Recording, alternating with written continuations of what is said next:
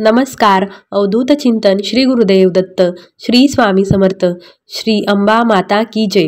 नवरात्रामध्ये आपण देवीच्या अनेक सेवा करत असतो. यामध्येच एक प्रमुख सेवा आहे ती म्हणजे कन्यापूजन करणे. नवरात्रामध्ये आपण कन्यापूजन करत असतो. कन्यापूजनाच्या रूपात आपण देवीला बोलवत असतो आणि देवीची पूजा करत असतो. आता हे कन्यापूजन कधी करावे, कोणी करावे, नवरात्रीच्या दिवशी कोणत्या दिवशी ते कन्यापूजन करावे, नैवेद्यात काय असावे, कन्या किती वर्षाच्या असाव्या आणि त्यांना कोणती भेटवस्तू द्यावी याबद्दलची माहिती आपण घेऊया. कन्यापूजन म्हणजेच कुमारिका पूजन हे नवरात्रात केले जाते आणि नवरात्रातील सर्व सेवांचा हा प्राण असतो. कन्यापूजन हे नवरात्रातील सर्व सेवांचा प्राण आहे. कन्यापूजन का करावे तर कन्यापूजन हे आपण आपल्या देवीची सेवा म्हणून करत असतो. नवरात्रामध्ये देवीचे शक्तितत्व खूप जास्त जागृत असते आणि आपण कन्यापूजन केल्याने आपल्या घरात देवी येऊन गेली आहे आणि आपल्याकडून तिची पूजा झाली आहे असे आपण समजतो. आणि कन्यापूजन केल्यामुळे आपल्या घरात सकारात्मक ऊर्जा निर्माण होते. आपल्या घरातील ज्या पण काही वाईट बाधा असेल, नकारात्मकता असेल ती निघून जाण्यास मदत होते. आपल्या घरात सुख, समृद्धी, भरभराट वाढते आणि कोणत्याही गोष्टीची कमतरता निर्माण होत नाही. आपल्या घरात सर्व काही मंगलमय होण्यास सुरुवात होते. आता कन्यापूजन हे कधी करावे तर कन्यापूजन हे बऱ्याच ठिकाणी सप्तमीला, अष्टमीला, नवमीला केले जाते. नवरात्राच्या कोणत्याही दिवशी कन्यापूजन केले तरी ते शुभच आहे, परंतु आपल्याकडे बऱ्याच ठिकाणी सप्तमीला, अष्टमीला, नवमीला कन्यापूजन केले जाते. तुम्ही नवमीलाही कन्यापूजन करू शकता आणि जर तुम्हाला नवमीला जमणार नसेल तर तुम्ही अष्टमीलाही करू शकता. सप्तमी, अष्टमी, नवमी हे तीनही दिवस कन्यापूजनासाठी आहे आणि आपण आपल्या सोयीनुसार तीनही दिवसात कधीही आपल्याला जेव्हा वेळ मिळेल तेव्हा कन्यापूजन करू शकतो. बऱ्याच ठिकाणी नवरात्राचे व्रत म्हणून रोज नवरात्राच्या 9 दिवस एक कन्या जेवू घातली जाते आणि तिचे पूजन केले जाते. जर तुम्हाला सप्तमी, अष्टमी, नवमी या दिवशी काही प्रॉब्लेम असेल तर तुम्ही त्याच्या आधी पंचमीला देखील कन्यापूजन करू शकता. विजयादशमीच्या आधी आपल्याला कधीही कन्यापूजन करायचे आहे. आता किती कन्यापूजन करावे तर आपण 1 पासून 9 पर्यंत कितीही कन्यांचे पूजन करू शकतो. जर तुम्हाला 9 पेक्षा जास्त मुली मिळाल्या तरी देखील तुम्ही त्यांचे पूजन करू शकता. तुम्हाला 1 पासून 9 पर्यंत जितक्या पण मुली मिळतील तितक्या मुलींचे तुम्ही कन्यापूजन करू शकता किंवा तुम्हाला जितक्या मुलींचे कन्यापूजन करायचे आहे त्यांचे तुम्ही कन्यापूजन करू शकता. आता किती कुमारिकांचे पूजन केल्याने कोणते फळ मिळते ते बघूया. एका कुमारीचे पूजन केल्याने ऐश्वर्य प्राप्ती होते. 2 कुमारिकांचे पूजन केल्याने भोग व मोक्ष प्राप्ती होते. 3 कुमारिकांचे पूजन केल्याने धर्म, अर्थ, काम प्राप्ती होते. 4 कुमारिकांचे पूजन केल्याने राज्यपद प्राप्ती होते. 5 कुमारिकांचे पूजन केल्याने विद्याप्राप्ती होते. 6 कुमारिकांचे पूजन केल्याने षटकर्म सिद्धी होते. 7 कुमारिकांचे पूजन केल्याने राज्यप्राप्ती होते. 8 कुमारिकांचे पूजन केल्याने संपत्ती प्राप्ती होते आणि 9 कुमारिकांचे पूजन केल्याने सर्वत्र विजय मिळतो, राज्य मिळते.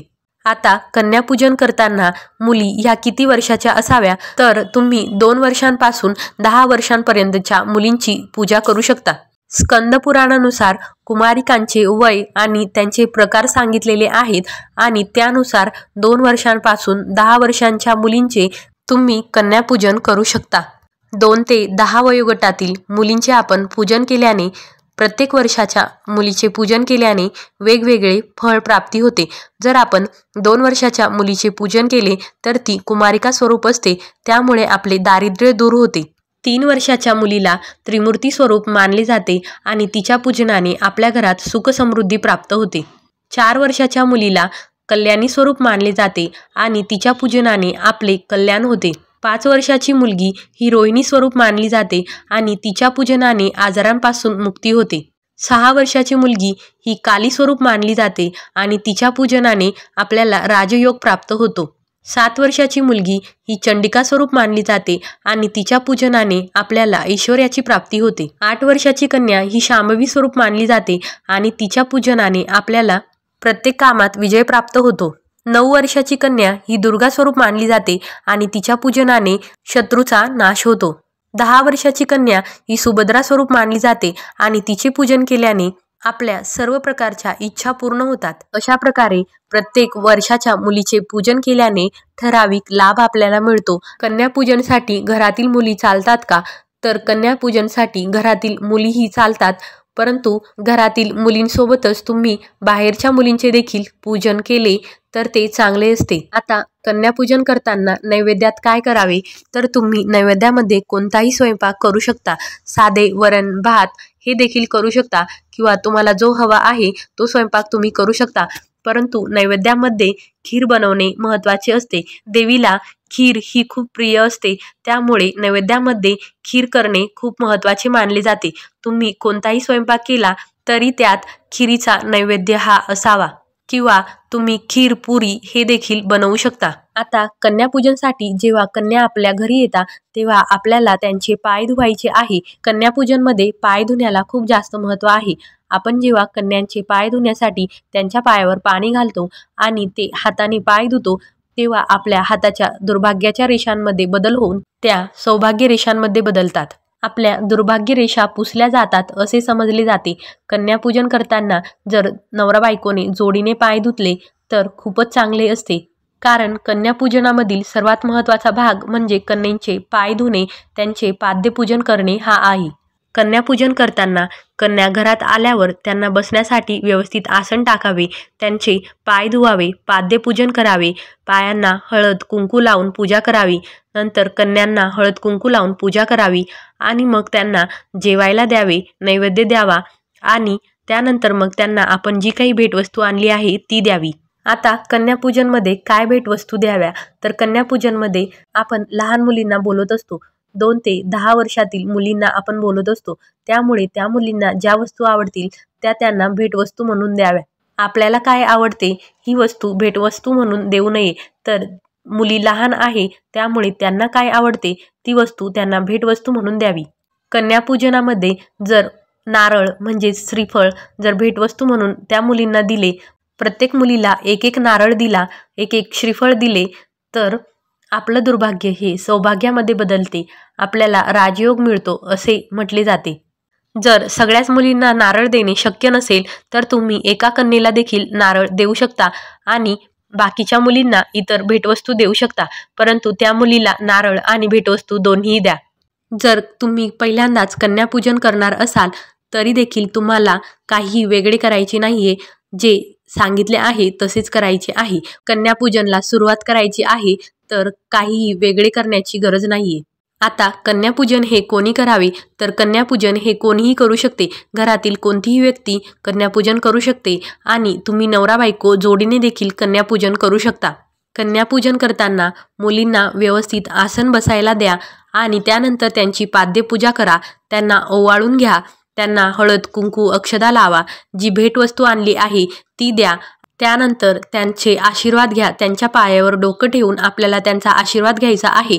आपण घरामध्ये माता लक्ष्मीला, नवदुर्गेला बोलवलेले आहे असे समजून त्यांचा आशीर्वाद घ्यायचा आहे, त्यांना देवी स्वरूप मानायचे आहे। त्यानंतर त्यांना साखर किंवा पेढा त्यांच्या तोंडात खाऊ घालायचा आहे आणि त्यानंतर त्यांना आपण जो स्वयंपाक बनवलेला आहे किंवा तुम्ही फक्त खीर देणार असाल तर ते जेवायला द्या, खीर प्यायला द्या आणि त्यानंतर मग त्यांचं जे खरकटं आहे, त्यांनी हात धुतलेली जे पाणी आहे ते आपल्याला सर्व एकत्र करायचं आहे। मुलींनी जेवण केलेल्या सर्व ताटांमधले खरकटे आणि त्यांचे हात धुतलेले पाणी आपल्याला एका ठिकाणी गोळा करायचे आहे आणि त्यानंतर ते वाहत्या पाण्यात, निर्माल्यात सोडून द्यायचे आहे। आपल्याला त्यांचे खरकटे हे डस्टबिनमध्ये टाकायचे नाहीये, तर ते वाहत्या पाण्यात टाकायचे आहे, कारण आपल्या घरी देवी जेवून गेलेली आहे असे आपण समजतो आणि ते आपण जर कचऱ्याच्या डब्यामध्ये टाकले तर ते चांगले नाही। त्यामुळे त्यांचं सर्व जे खरकटं आहे ते आपल्याला पाण्यामध्ये सोडायचे आहे किंवा एखाद्या झाडाला तुम्ही ते खरकटे आणि पाणी घालू शकता।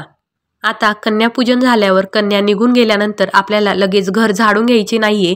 त्यांनी जेथे जेवण केलेले आहे तेथे जर खरकटे झाले असेल तर तुम्ही एखाद्या कपड्याने ते गोळा करून घेऊ शकता, लगेच झाडूने घर झाडायचे नाहीये। आणि तुम्ही हे कन्यापूजन अष्टमीला, नवमीला करू शकता। दसऱ्याच्या दिवशी देखील बरेच जण कन्यापूजन करतात। तुम्हाला जेव्हा शक्य होईल तेव्हा तुम्ही कन्यापूजन करू शकता। तुम्हाला अष्टमीला, नवमीला किंवा दसऱ्याला किंवा सप्तमीला जमणार नसेल तर तुम्ही पंचमीला देखील कन्यापूजन करू शकता। आणि कन्यांना भेटवस्तू देताना त्यांना जी वस्तू आवडते ती तुम्ही देऊ शकता आणि एका तरी कन्येला श्रीफळ म्हणजेच नारळ भेटवस्तू म्हणून द्यावा। अशा प्रकारे या नवरात्रीमध्ये कन्यापूजन करावे।